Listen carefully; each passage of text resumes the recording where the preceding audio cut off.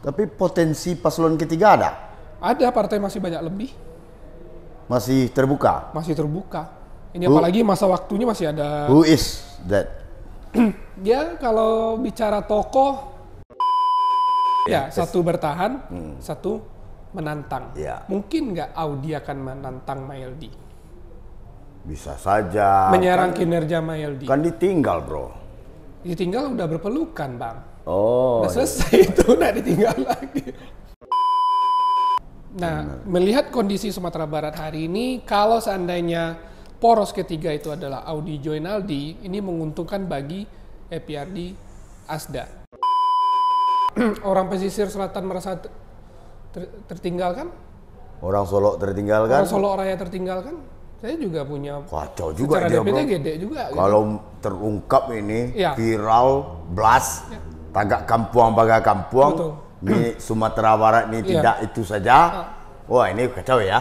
Sumatera Barat bukan agama saja, ada selesai barang. Gawat itu ya. Sikap seorang Andre Rosiade dalam merespon peta politik hari ini juga perlu kita lihat, simak. Kenapa? Kalau ternyata Maeldi Vasco ini ternyata di ujung cerita setelah diuji tidak efektif, Gerindra mempersiapkan siapa?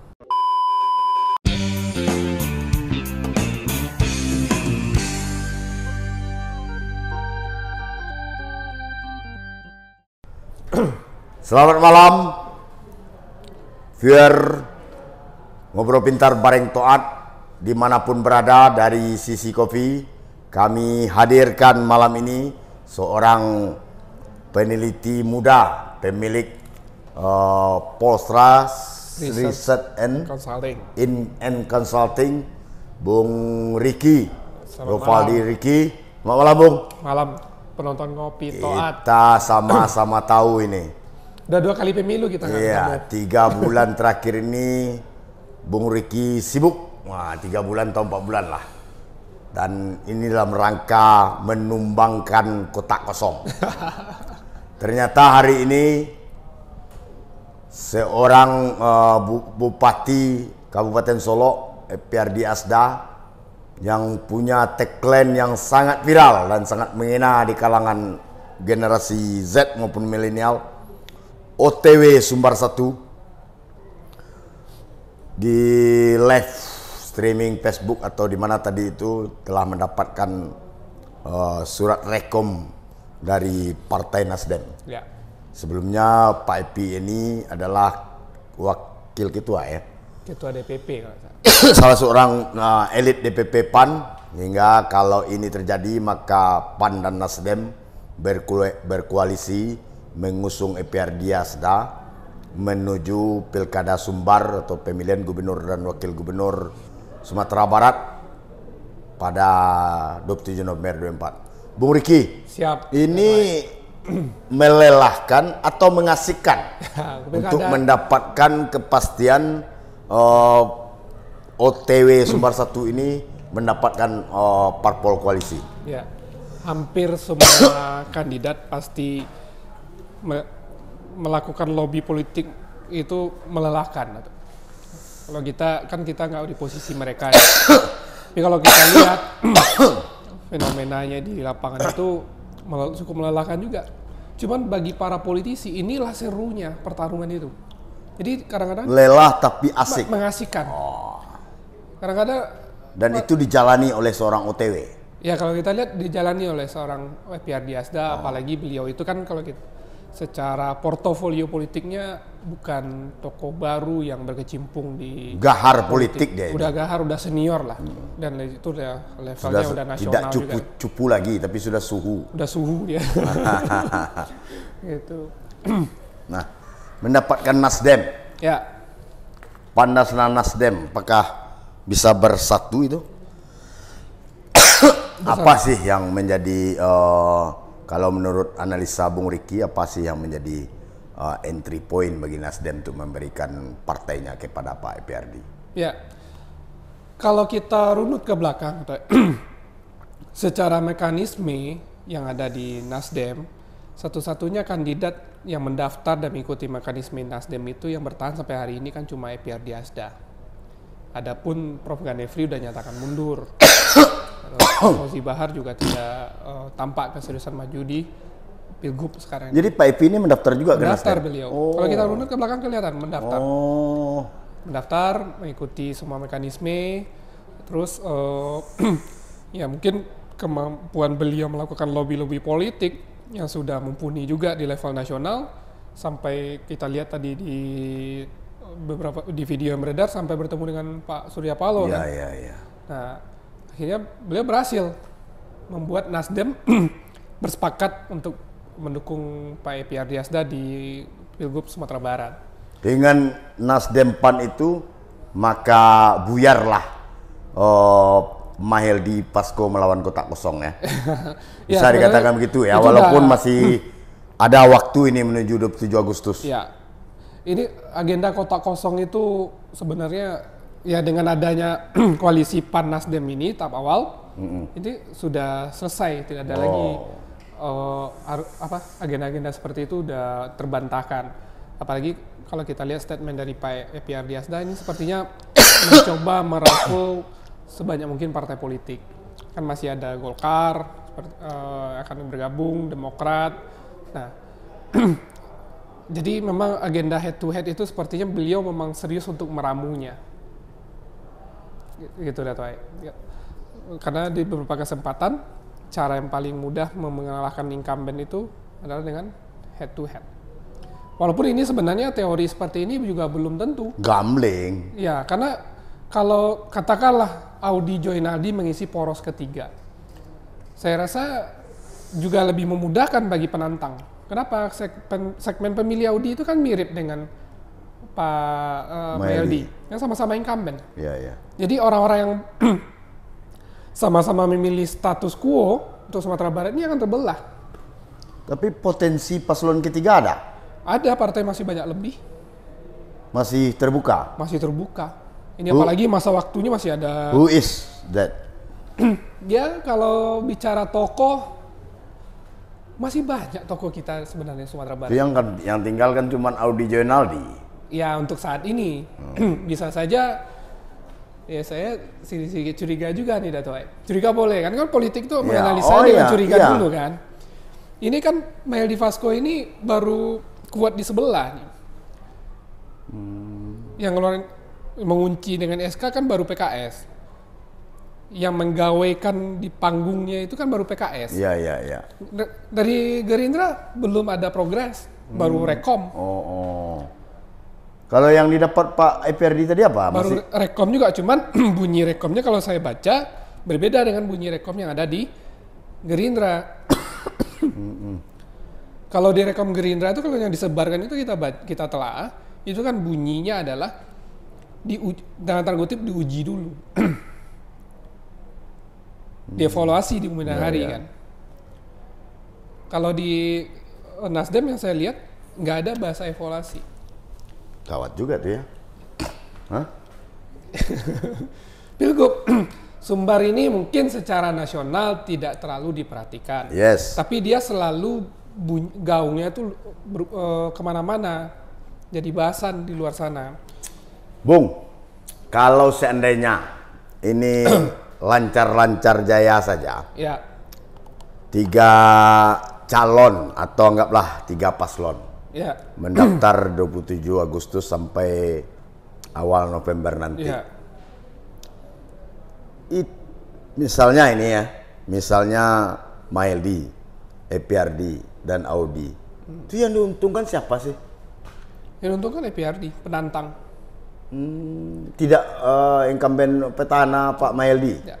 Karena itu tadi Dato', pemilih Mahyeldi Audi ini ada pemilih status quo. Ya 2019-2020 dulu cuma 32%. 32%.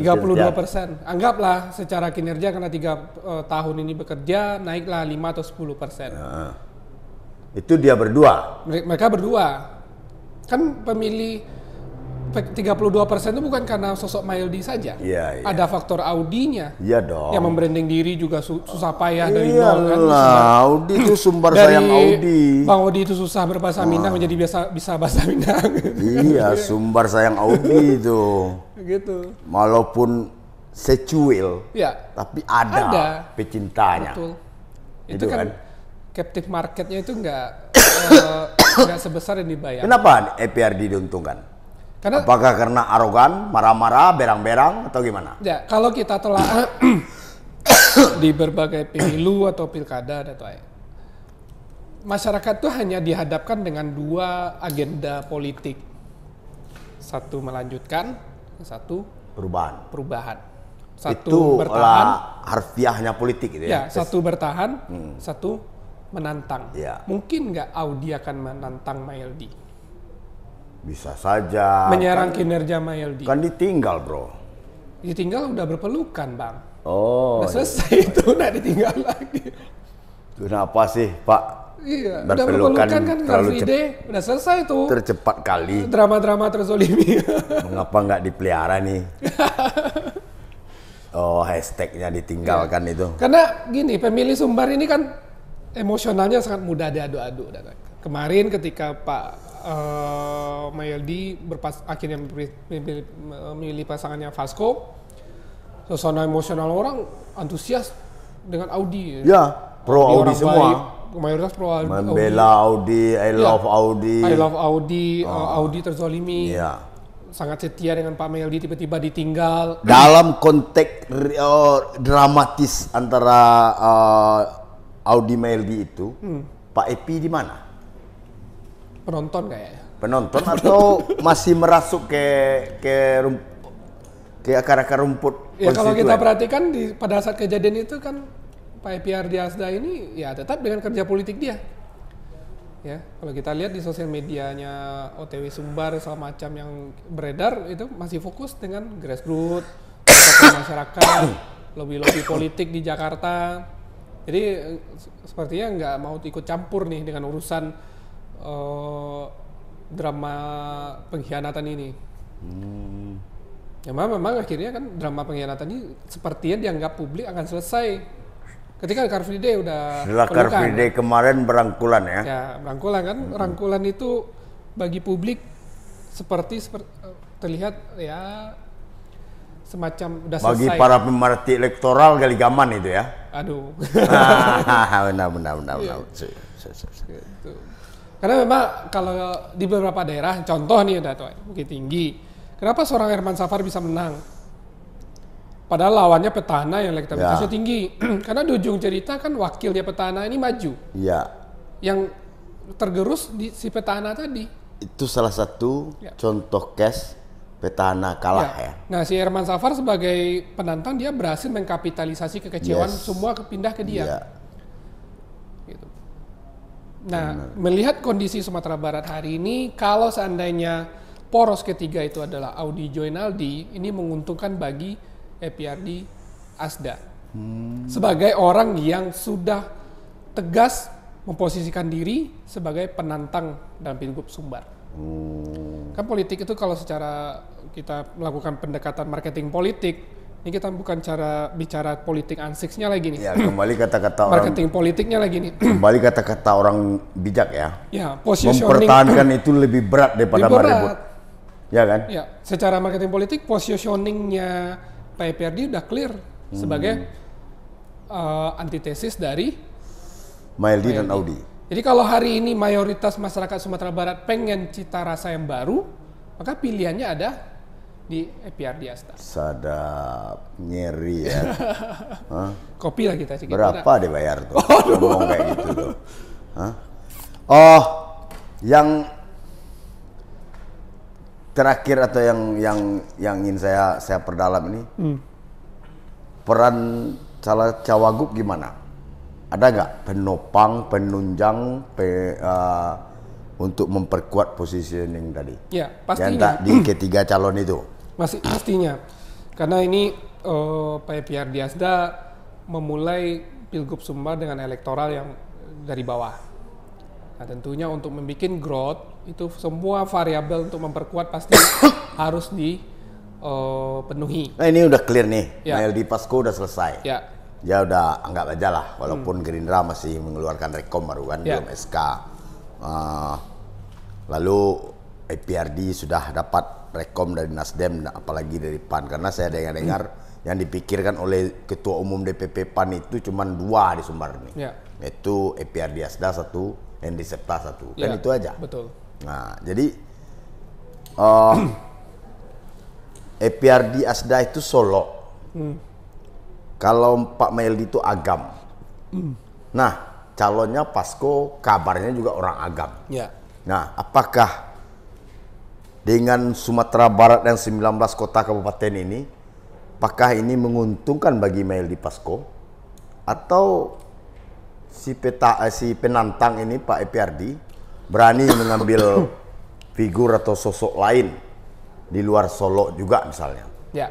Tidak sama-sama Solo misalnya. Ya. Oke, that's right. Sepanjang terciptanya Maildi Pasko, kami melihat hanya 2 variabel alasan terciptanya koalisi ini.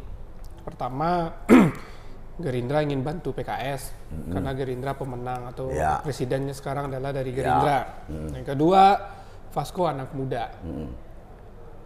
Nah, tetapi apakah ini berpengaruh kepada sisi pemilih di Sumatera Barat? Sumatera Barat ini pemilihnya kan juga memperhatikan ego Tagak Kampuang, Paga Kampuang ini. Ini akan nggak 2 variabel terciptanya koalisi Maildi Pasko tidak memperhatikan ini. Pertaruhan juga itu ya? Pertaruhan juga. Makanya saya tadi bicara, saya juga ragu ini akan sampai di ujung. Karena hanya 2 variabel ini membuat mereka bersatu. Walaupun ada isu-isu kawin paksa, soal kasus, soal macam. Walaupun juga Agam itu pemilih kedua terbesar setelah Padang. Ya. Tapi kalau semua orang pesisir selatan merasa tertinggalkan, orang Solo tertinggalkan, orang Solo Raya tertinggalkan, saya juga punya kacau juga dia, bro. gede juga. Kalau terungkap ini viral, blast, Tagak Kampuang, Paga Kampuang, ini Sumatera Barat ini tidak itu saja. Wah ini kacau ya.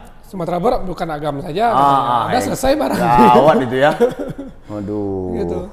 Jadi makanya. Tapi itu masih terpakai dengan politik kontemporer hari ini. Masih contoh, pesisir selatan, Sherin Nirala Tasya. Mau di PSU berapa kali pun, pemilih PSU itu akan solid memilih. Walaupun turun partisipasi. Walaupun partisipasi turun. Sherin itu, ambil contoh Sherin itu. Jadi nggak cukup karena representasi anak muda, nggak cukup. Variabel lain harus dipenuhi juga untuk menang kan. Pak Maildi kan juga mengambil Pak Audi selain variabel finansial, juga memperhatikan daerah asal kan. Makanya Pak Audi juga didaulat Datua gitu. Siapa sih cawagupnya Pak OTW? Buka dong. Ya kan nama-nama yang disebut ada nama Pak Aditya Warman, ada nama Pak Audi juga didorong-dorong sepertinya nggak tahu nih isunya tiba-tiba muncul Pak Audi. Entah mungkin karena foto-foto yang beredar. Publik kita ini kan senang melihat foto lalu menerka gitu kan. Iya. Lalu menganalisa sendiri. Membuat persepsi sendiri. Ahli gestur semua. Kalau foto aja udah bisa diterjemahkan gitu kan. Nah, terus juga sempat beredar foto bersalaman dengan Pak Fauzi Bahar. Ya, kalau kita perhatikan semua punya kans kalau saya lihat. Karena Pak Audi walaupun dia kalau dirangkul oleh Pak Epiardi, dia bisa menjadi penantang juga kan. Cuman hanya saja memang ada dilema juga. Berat lah, Audi itu Wagub, masa kembali ke Wagub? Iya. Mana tahu nanti gara-gara terlalu sakit hati, dikhianati, ya udah kita lawan sama-sama. Solo sama Agam dong? Iya, jadinya Solo Raya versus Agam. Gitu. Jadi kami yang Priaman ini menonton aja. Nah, kan nanti makanya perjuangkan juga ini Pak ada Pak aja Ajo Jaksa ya Pak Aditya Warman, Pak Fauzi Bahar sebagai orang Padang secara elektoral Kota Padang mungkin masih bisa beliau rangkul. Padang ini kan egaliter. Ya. Tidak mesti orang Padang, tapi dia sudah menganggap orang Padang juga kan. Iya. Nah, terakhir nih Bung Riki, dengan adanya 2 paslon, mungkin ada muncul paslon ketiga. Ini terjadi nak perubahan konfigurasi elektoral ini nanti? Ya, kalau muncul tokoh ketiga dan itu di luar dugaan, pasti akan merubah peta politik. Karena ini 1 bulan, Why? waktu tinggal 1 bulan. Level Pilgub ini kan juga seksi ya di Sumatera Barat. Pasti kami menduga masih ada letupan-letupan baru, manuver-manuver lain yang akan berupaya mengubah peta politik di Sumatera Barat.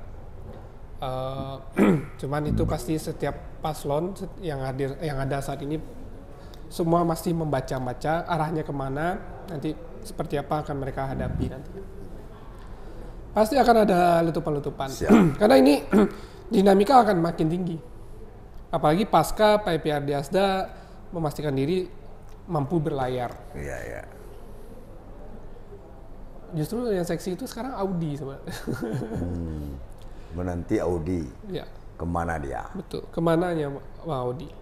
Dan sikap seorang Andre Rosiade dalam merespon peta politik hari ini juga perlu kita simak. Kenapa?